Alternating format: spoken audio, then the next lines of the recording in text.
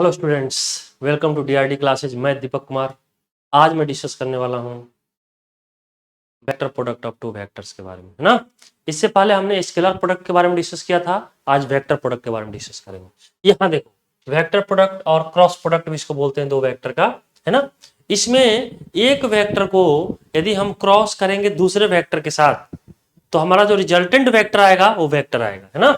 तो vector cross vector vector ही आएगा। इससे पहले हम लोग पढ़े थे वेक्टर डॉट वेक्टर, है ना। क्या आ रहा था? स्केलर, ध्यान होगा, स्केलर आ रहा।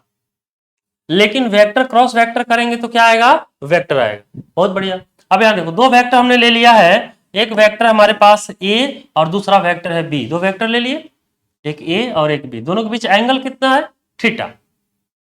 तो इसको डिफाइन करते हैं कि ए क्रॉस बी जो आएगा, ये दोनों वेक्टर का जो क्रॉस प्रोडक्ट आएगा वह आएगा product of magnitude of vector A and magnitude of vector B. तो हम यहां लिखेंगे product of magnitude of vector A, देखो वेक्टर ए, और मैग्नीट्यूड ऑफ वेक्टर बी आई इंटू साइन थीटा। क्या होता है? Sine theta. इससे पहले वाले में डॉट में हम लोग क्या लिखते थे? Cos theta. इसमें क्या लिखेंगे? Sine theta. तो हमारे पास आया ए का मैग्नीट्यूड इंटू बी का मैग्नीट्यूड इंटू साइन थीटा आई इंटू यूनिट वेक्टर एन। क्योंकि ये भी वेक्टर होना चाहिए तो यूनिट वेक्टर से हम लोग मल्टीप्लाई कर लेते हैं तो मैग्नीट्यूड पर कोई इफेक्ट नहीं आएगा, इसका डायरेक्शन आ जाएगा, है ना। मतलब ये जो वेक्टर, इस देखो इस इक्वेशन के इस साइड वेक्टर है तो इधर भी क्या है? वेक्टर है, क्योंकि ये यहाँ यूनिट वेक्टर, है ना। तो याद रखना है ए क्रॉस बी जो होगा, ए का मैग्नीट्यूड बी का magnitude into sine theta into unit vector N. अब यदि इसका मैग्नीट्यूड ले ए क्रॉस बी का, एन को हमने लिखा है यूनिट वेक्टर है, ए क्रॉस बी का यदि हम मैग्नीट्यूड लें तो क्या लिखेंगे? ए का मैग्नीट्यूड बी का मैग्नीट्यूड साइन थीटा। और जब मैग्नीट्यूड लेंगे, जब इसका मैग्नीट्यूड लेंगे तो इधर का भी मैग्नीट्यूड लेना पड़ेगा, और इधर का मैग्नीट्यूड लेंगे तो एन का मैग्नीट्यूड जो होगा 1 हो जाएगा, क्योंकि यह यूनिट वेक्टर है। तो एन की जगह पर 1 रख लिया तो हमारे पास आया ए क्रॉस बी इक्वल टू ए का मैग्नीट्यूड बी का मैग्नीट्यूड इंटू साइन थीटा। इसी को हम लोग ऐसे भी लिख सकते हैं, कैसे? ए क्रॉस बी का mod is equal to A B sine theta. Mod a को ए लिख सकते हैं, मॉड बी को बी, तो ए बी साइन थीटा आ गया। थीटा क्या है? थीटा जो है वेक्टर ए और वेक्टर बी के बीच का एंगल है। क्लियर है? अब यहां देखो, जब थीटा का वैल्यू 0 रखते हैं, हम लोग केस फर्स्ट में रखेंगे थीटा का वैल्यू 0। जब थीटा का वैल्यू 0 रखेंगे तो क्या आएगा? हमने लिखा ए बी साइन 0, और साइन 0 का वैल्यू 0 हो जाएगा तो ए क्रॉस बी 0 आ जाएगा, और यह मिनिमम वैल्यू होगा। क्या होगा? Minimum value. यदि थीटा का वैल्यू 90 डिग्री हो जाए तो हम लोग लिखेंगे ए क्रॉस बी का mod equal to A B sine 90, और साइन 90 का वैल्यू होता है 1, तो ए बी और ए मैक्सिमम वैल्यू होता है। क्लियर है?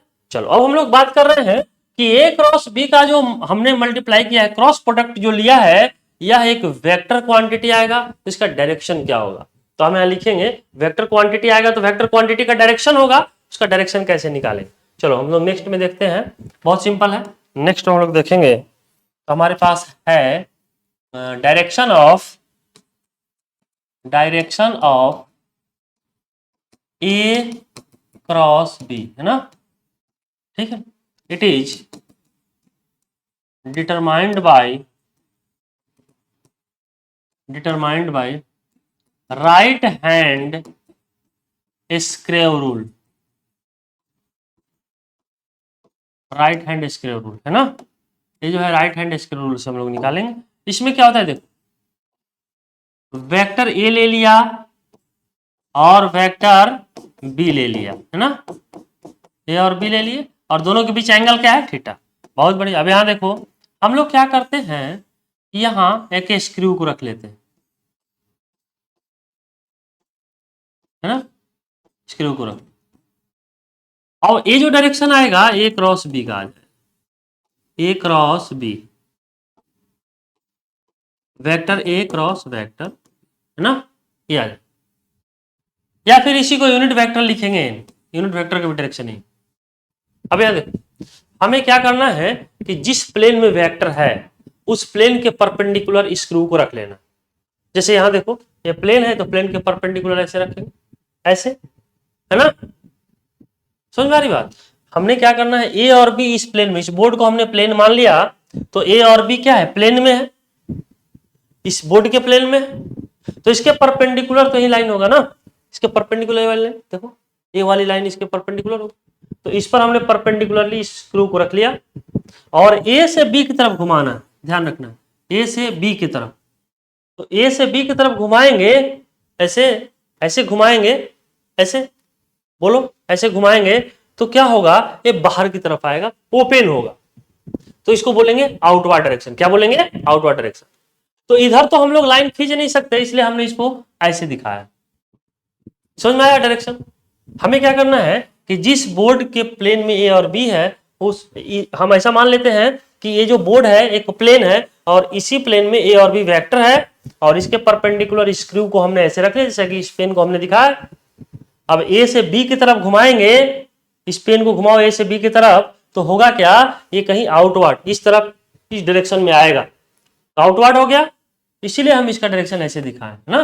तो ये इसका डायरेक्शन हम लोग राइट हैंड स्क्वायर रूल से निकाल लेंगे। चलो नेक्स्ट में हम लोग, आप भी ऐसा करो, जैसे पेन आपने अपना एक कॉपी लिया है, कॉपी में ए और बी ड्रॉ करो और पेन को ऐसे परपेंडिकुलर रख दो ए और बी पर और फिर ए से बी की तरफ घुमाओ। ए से बी की तरफ घुमाओगे तो ये ओपन होगा तो अपवर्ड हो जाएगा, अगर ये बंद होता है नीचे की तरफ जाता है तो डाउनवर्ड हो जाएगा। बहुत सिंपल है।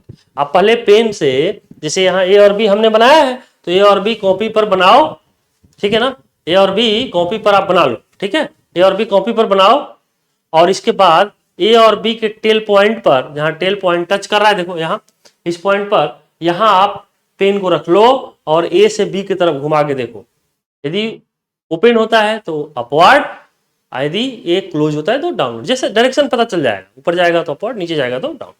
सिंपल, बहुत बढ़िया। तो ये हम लोग देख लिए। अब हम लोग जो बात करेंगे नेक्स्ट में, अब देखो नेक्स्ट में क्या है कि ए क्रॉस बी, याद रखना कि ए क्रॉस बी का जो डायरेक्शन आएगा वो हमेशा इस प्लेन के परपेंडिकुलर आएगा।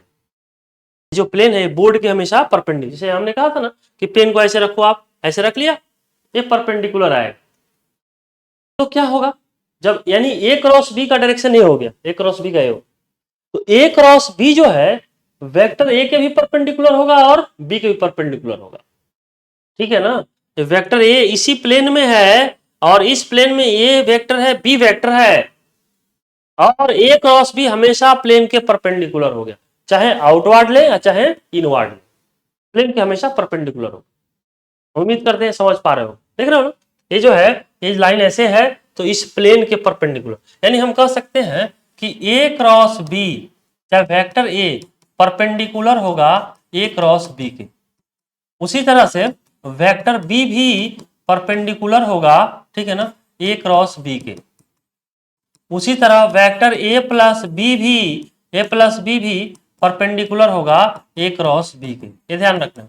उसी तरह हम बात करें ए माइनस बी, है ना, ए माइनस बी भी परपेंडिकुलर होगा वेक्टर ए क्रॉस वेक्टर बी के। क्लियर है? मतलब ये सभी ए क्रॉस बी के परपेंडिकुलर। तो हम लोग क्या कर सकते हैं, दो वेक्टर जब परपेंडिकुलर होता है ना, दो वेक्टर जब परपेंडिकुलर होता है तो उसका डॉट प्रोडक्ट जीरो हो जाता है। हम डॉट प्रोडक्ट में बताए पिछले क्लास। तो हम यहां लिखेंगे A dot A cross B और इसका वैल्यू जीरो आ जाएगा। उसी तरह हम यहां लिखे बी डॉट ए क्रॉस बी, तो इसका भी वैल्यू क्या आ जाएगा बताओ, जीरो।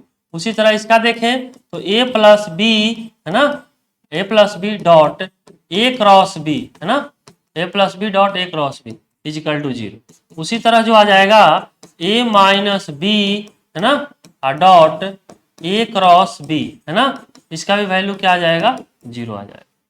तो इस तरह से हम लोग क्या देख रहे हैं कि सबका जो है डॉट प्रोडक्ट जीरो आएगा। क्यों?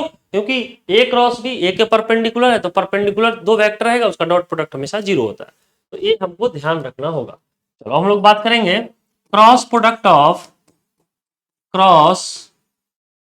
ऑफ यूनिट वेक्टर ना, unit vector i j and k, है ना भाई, i j and k, cross product of unit vector i j. अब यहां देखो, यहां तो है एक्स एक्सिस और यहां क्या है, वाई एक्सिस और यहां क्या है, जेड एक्सिस। इधर यूनिट वेक्टर होता है आई, इधर होता है जे और इस डायरेक्शन में होता है के। ये हम बताए हुए यूनिट वेक्टर में एक्स के अलाउंग यूनिट वेक्टर आई होगा, वाई के अलाउंग यूनिट वेक्टर जे होगा और जेड के अलाउंग यूनिट वेक्टर के होगा। बहुत बढ़िया। तो हम लोग क्या करते हैं, समझना है, ठीक है ना। देखो अब हमारे पास क्या है, नेक्स्ट में ठीक है ना। नेक्स्ट हम लोग देखते हैं।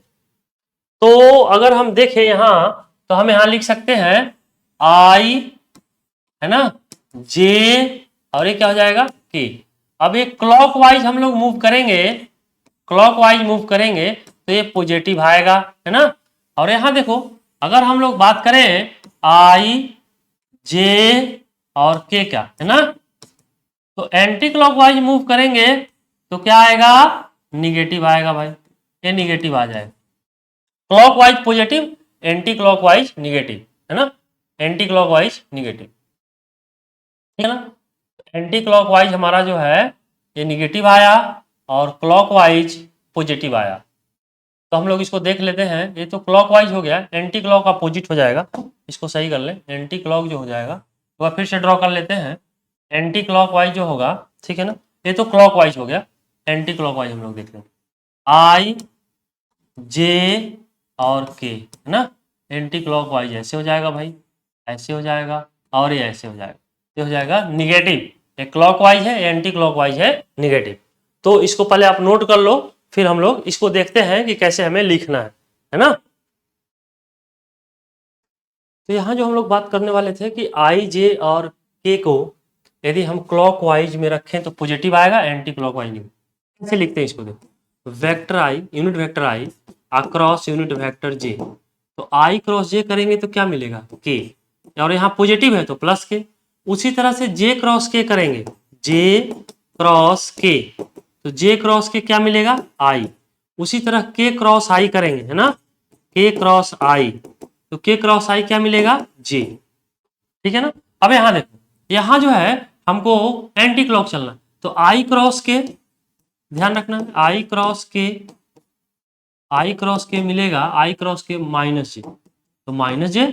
उसी तरह के क्रॉस जे, के क्रॉस जे, तो के क्रॉस जे क्या मिलेगा, माइनस आई, हो जाएगा माइनस आई, है ना। उसी तरह से क्या करेंगे बताओ, उसी तरह से जे क्रॉस आई करेंगे, तो जे क्रॉस आई क्या आ जाएगा, माइनस के, तो जे क्रॉस आई माइनस के, ठीक है ना, जे क्रॉस आई माइनस। तो इस सीक्वेंस को याद रखना है कि जब क्लॉकवाइज लेंगे पॉजिटिव, एंटी क्लॉक लेंगे निगेटिव। अब जैसे देखो हमारे पास क्या है कि दो वेक्टर हमने ले लिया, vector A is equal to A X I plus A Y J plus A Z K, है ना, ए जेड के। उसी तरह से दूसरा वेक्टर हमने ले लिया बी एक्स आई बी वाई जे और बी जेड के। यदि हम ए क्रॉस बी निकालें, ए क्रॉस बी कैसे निकालते, देखो ए आई जे और के ऐसे, है ना, और मॉड ले लो। यहां रखते हैं हम लोग साइन, साइन, साइन कैसे लेंगे वो देखो, बहुत सिंपल है। हमारे पास जो आ जाएगा, यहाँ रखना है प्लस, यहाँ माइनस, यहाँ प्लस, ठीक है ना।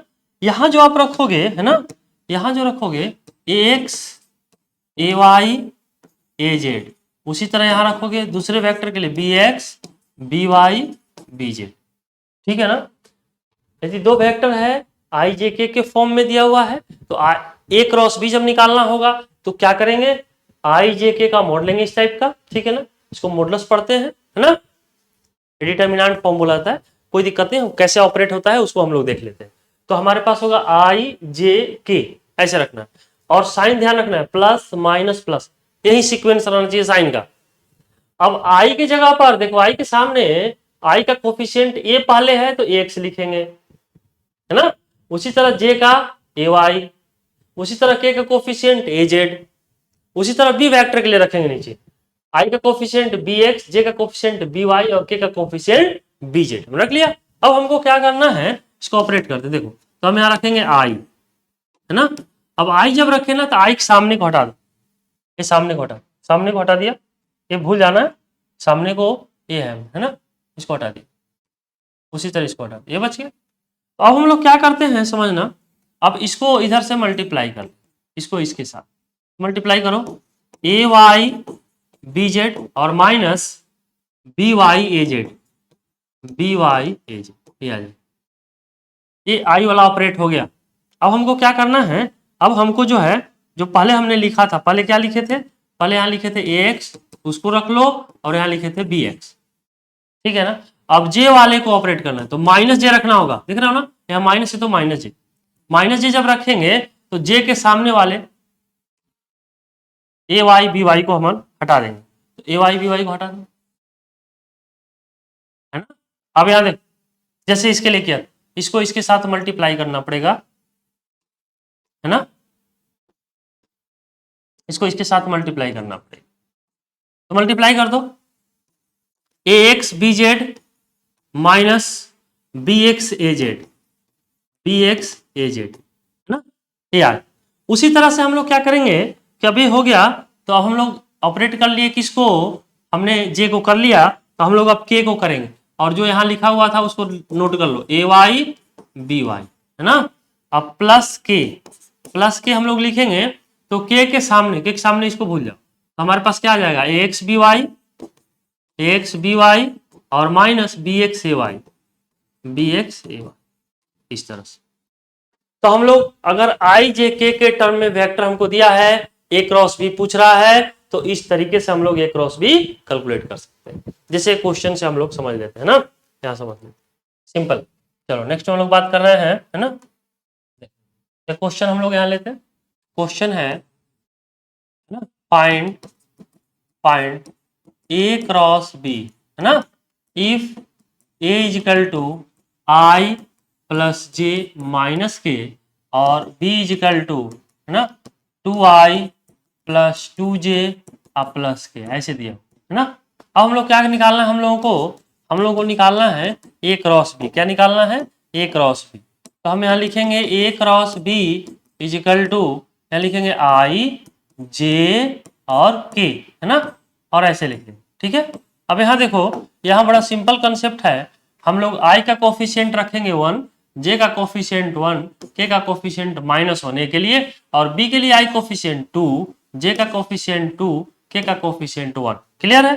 अब हम लोग क्या करते हैं कि यहाँ प्लस माइनस प्लस यही रखेंगे, अब हम लोग आई को ऑपरेट करते हैं, तो आई को ले लो, सामने को हटा दो, इससे इसे मल्टीप्लाई करो, है ना, इसके साथ हो जाएगा 1 × 1 माइनस 2 × -1, ठीक है, और माइनस जे ले लो, जे ले लिया, तो जे के सामने साइलेंट रखो, 1 × 1, यानी इसको हटा देना, इसको भूल जाना जे वाले को, 1 × 1, तो 1 × 1 माइनस 2 × -1, 2 × -1, अब प्लस के जब रखेंगे तो के के सामने ये दिया हुआ है, इसको साइलेंट कर लो, इसको भूल जाओ, है ना, इसको कोई ऑपरेट नहीं करना, इसको ऐसे ही रखना, छोड़ देना इसको।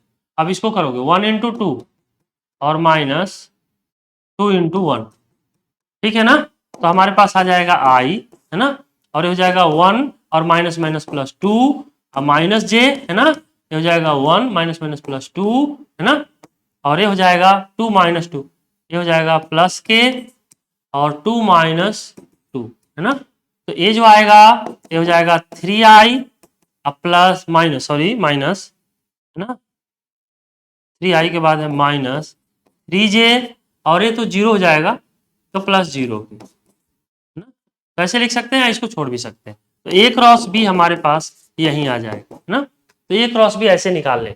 अब इसमें डेटा चेंज करके आप आई की जगह 2i 3i 4i ऐसे कुछ डिफरेंट सिचुएशन में आप इसी कंसेप्ट का यूज करके कैलकुलेट कर सकते हो, ठीक है ना। चलो नेक्स्ट में हम लोग जो बात करते हैं नोट में, और वो ये है कि फर्स्ट में हम लोग लिखेंगे ए क्रॉस बी जो आएगा वह बी क्रॉस ए के इक्वल नहीं होगा, इसका ध्यान रखना, ए इक्वल नहीं, ए क्रॉस बी जो है बी क्रॉस ए के इक्वल नहीं होता है, इसको ऐसे भी लिखा जा सकता है, और ए क्रॉस बी, है ना, a cross b equal to minus of B cross a, ये लिखा जा सकता है, माइनस ऑफ बी क्रॉस, जब हम माइनस से मल्टीप्लाई कर देंगे तो हम लोग बी क्रॉस ए के इक्वल लिख सकते हैं, ठीक है ना। उसी तरह से हम लोग जो बात करने वाले हैं सेकंड में, ए क्रॉस बी प्लस सी, है ना, ए क्रॉस बी प्लस सी लिख सकते हैं, a cross b plus a cross c, ऐसे लिख सकते हैं, तो मल्टीप्लाई कर सकते हैं, ऐसा किया जा सकता है ना। बहुत अच्छा, यहां तक समझ में आया होगा। चलो नेक्स्ट में हमने क्या किया, ए क्रॉस बी प्लस है तो प्लस ए क्रॉस सी, ये लिखा जा सकता है, लेकिन ए क्रॉस बी क्रॉस ए के इक्वल नहीं होगा, अगर माइनस से मल्टीप्लाई कर दें तब इक्वल हो जाएगा, a cross b equal to minus of B cross a हो जाएगा। बहुत अच्छा, चलो नेक्स्ट में हम लोग बात करते हैं, और हमारे पास इस तरह का एक क्वेश्चन है, इसको हम लोग देखते हैं ना। ठीक है। अब यहाँ देखो इसको कैसे सॉल्व करें। अब इसको मल्टीप्लाई कर लेते हैं, a cross b plus a cross c plus इसको मल्टीप्लाई कर लो भाई, b cross c plus b cross a plus इसको मल्टीप्लाई करो, c cross a plus c cross b. हम इसको एलएचएस मान लेते हैं, लेफ्ट हैंड साइड हमको लेके वर्क कर रहे हैं ना। अब यहाँ देखो इसको लिख सकते हैं a cross b plus a cross c plus b cross c, ऐसे लिख सकते हैं। इसको इंटरचेंज कर लेते हैं, प्लस इसको इंटरचेंज करेंगे तो हो जाएगा माइनस ए क्रॉस बी, लिख सकते हैं ना, माइनस ए क्रॉस बी। ये कैसे, देखो अभी हमने बताया है, देखो अभी हमने बताया ए क्रॉस बी को minus of B cross A, यानी इस ए इंटरचेंज हो सकता है जब माइनस से मल्टीप्लाई करेंगे। तो वही हमने किया है, बी की जगह पर ए रख दिया, ए की जगह पर बी, तो माइनस से मल्टीप्लाई कर दिया, बहुत बढ़िया।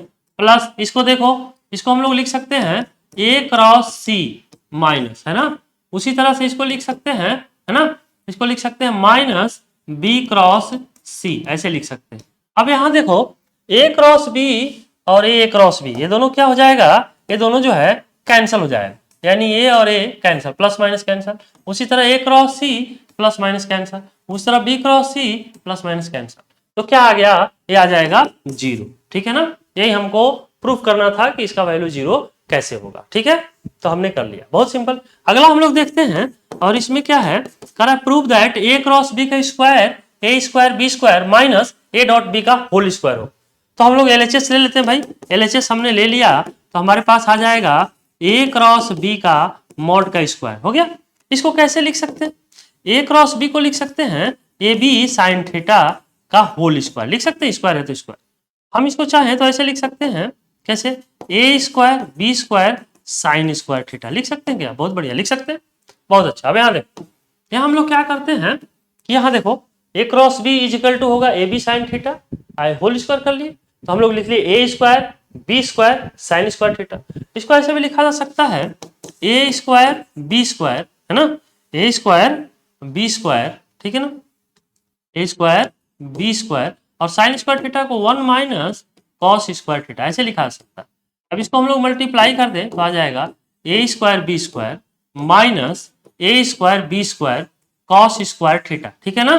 तो हम लोग लिख सकते हैं ए स्क्वायर बी स्क्वायर, है ना, और इसको लिख सकते हैं A B minus A B cos theta का होल स्क्वायर, लिख सकते हैं, ठीक है ना। इसी टर्म को ऐसे लिखा सकता है तो हो जाएगा ए स्क्वायर बी स्क्वायर और ए बी कॉस थीटा को हम लोग लिख सकते हैं ए डॉट बी, क्या लिख सकते हैं, A dot B, whole square तो होल स्क्वायर। तो हमने कैसे लिख लिया ए डॉट बी, पिछले क्लास में बताया था डॉट प्रोडक्ट में कि ए डॉट बी को अपन लिखते थे ए बी कॉस थीटा, तो ए बी कॉस थीटा को हम लोग वापस ए डॉट बी लिख सकते हैं। तो यहाँ ए बी कॉस थीटा की जगह ए डॉट बी लिख लिया, स्क्वायर है तो स्क्वायर कर लिया, और यही हमको प्रूफ करना था, यही करना था, ये प्रूफ हो गया, है ना, ये आ गया हमारे पास, ठीक है। तो इस तरह से हमने इसमें देखा कि किस तरह हम लोग क्वेश्चन को सॉल्व कर पाएंगे। ए बी 0 आ गया और ए भी आ गया a square b square minus a dot b का होल स्क्वायर। चलो नेक्स्ट में हम लोग बात करते हैं, है ना। नेक्स्ट में हमारे पास है कि एरिया ऑफ ट्रायंगल, यानी यदि हमको दो वेक्टर दिया हो ए और बी और उससे एरिया बाउंडेड हो, जैसे कोई वेक्टर ले लिया, यहाँ दिखा लेते हैं रफ में, यहाँ ए और ये क्या है बी, है ना, और इसका एरिया निकालना हो इस टाइप का, तो इसका एरिया जो आएगा हाफ इंटू ए क्रॉस बी का मॉड, ये आ जाएगा। उसी तरह एरिया पैरेललोग्राम जो आ जाएगा ए क्रॉस बी का मॉड, ठीक है। अब हम लोग लिखेंगे, ठीक है ना, यदि दो वेक्टर दिया हो, vector A is equal to A X I plus A Y J plus A Z K, ये दिया हो। उसी तरह vector B is equal to दिया हो B X I plus B Y J plus B Z K, है ना। तो अब हम लोग क्या करेंगे, ये दोनों वेक्टर पैरेलल होंगे, ठीक है ना। If A vector and B vector are parallel, है ना, आर पैरेलल, ये पैरेलल होंगे तो क्या हो जाएगा, ए क्रॉस बी का वैल्यू 0 के बराबर। तो एक तो ये कंडीशन है, और क्या हो सकता है, एक्स अपॉन बी एक्स, मतलब आई के कोफिशिएंट का रेशियो और जे के कोफिशिएंट का ratio A Y upon B Y, है ना। और उसी तरह से के कोफिशिएंट का रेशियो, के का कोफिशिएंट क्या है बताओ, के का कोफिशिएंट AZ और BZ है, तो AZ और BZ का रेशियो, तो हम यहां लिख लेंगे AZ और BZ का रेशियो, ये तीनों जो है इक्वल होना चाहिए। जब ये तीनों इक्वल होगा तो क्या होगा बताओ, तब ये दोनों वेक्टर पैरेलल हो जाएंगे, है ना, पैरेलल हो जाएंगे। क्लियर है, यहां तक समझ में आ गया होगा, ठीक है ना। तो इस पर क्वेश्चंस हो सकते हैं बहुत सारे, ए का वैल्यू AX का BX का, रेशियो आप निकालो, रेशियो रखो और फिर जो पूछ रहा है उसको आप कैलकुलेट कर सकते हो। उसी तरह से यहाँ एरिया निकालना है, तो एरिया निकालने के लिए बड़ा सिंपल है। यहाँ देखो, यहाँ हम लोग क्या कर सकते हैं, जैसे हमने यहाँ निकाला है ना, ये आया हमारे पास 3i माइनस 3j प्लस 0 के। अगर इसका एरिया निकालना हो तो हमें क्या करना, मॉड लेना पड़ेगा। अगर इसका मॉड लेना हो तो क्या करेंगे, i के कोफिशिएंट का स्क्वायर, j के कोफिशिएंट का स्क्वायर, k के कोफिशिएंट का स्क्वायर करके ऐड करेंगे और फिर रूट ले लेंगे, यही तो मॉड आ जाएगा। तो अगर हम लोग, हमारे पास यदि दिया हो, एरिया की बात कर रहे हैं यहाँ, तो a क्रॉस b हम निकाल लेंगे और फिर जो है इसका मॉड निकाल लेंगे। मॉड निकालने के लिए हमने बताया है i के कोफिशिएंट के स्क्वायर, j के कोफिशिएंट के स्क्वायर और k के कोफिशिएंट के स्क्वायर करके ऐड करेंगे, रूट ले लेंगे, वही हमको मॉड आ जाएगा। तो हम समझते हैं यहां तक पूरा जो है समझ में आ गया होगा। तो यहां तक अब हम लोग देखें कि वेक्टर का हमने मल्टीप्लिकेशन भी कंप्लीट कर लिया। इसमें डिफरेंट डिफरेंट टाइप क्वेश्चंस हो सकते हैं। अब देखो, वेक्टर क्या है, पूरे फिजिक्स में है, वेक्टर क्या है पूरे फिजिक्स में, पूरे फिजिक्स में वेक्टर आएगा। तो बहुत सारा वेक्टर रिलेटेड क्वेश्चन हम लोग कर सकते हैं, जैसे वर्क डन को रिलेट कर सकते हैं डॉट प्रोडक्ट में, है ना, टॉर्क को रिलेट कर सकते हैं हम लोग क्रॉस प्रोडक्ट में। बट अभी हम लोग टॉर्क जानते नहीं है, वर्क डन होता क्या है नहीं जानते, तो वहां से क्वेश्चन लेके सॉल्व करने का कोई मतलब नहीं बनता है। जब टॉर्क आएगा, वर्क डन आएगा, तो हम लोग वहां इसी वेक्टर का कंसेप्ट अप्लाई करके और सॉल्व करेंगे, तो ज्यादा बेहतर होगा, उससे आप ज्यादा समझ पाओगे। बहुत सारे ऐसे हैं जो टीचर जो पढ़ाते हैं, हो सकता है कि वो पहले ही क्वेश्चन वेलोसिटी का ले लें, टॉर्क का ले लें, वर्क डन का ले लें, वो भी बुरा नहीं है, ठीक है, वहां आप समझ पा रहे हो तो अच्छी बात है। लेकिन मुझे ऐसा लगता है कि वहां का क्वेश्चन वहीं रहने देते हैं, और जब वो क्वेश्चन आएगा, जब वो टॉपिक आएगा और वेक्टर का कंसेप्ट वहां यूज करके उस क्वेश्चन को सॉल्व करेंगे। तो वेक्टर से रिलेटेड जो पर्टिकुलर क्वेश्चन था, इसका एप्लीकेशन नहीं, इससे रिलेटेड क्वेश्चन जो था, ठीक है ना, वो हमने लगभग सारे बता दिए हैं। अगर किसी स्टूडेंट को दिक्कत है, इसको 1 या 2 बार देखोगे वीडियो को, फिर सारी चीजें समझ में आ जाएगी, ठीक है ना। तो आज के लिए इतना ही, थैंक यू।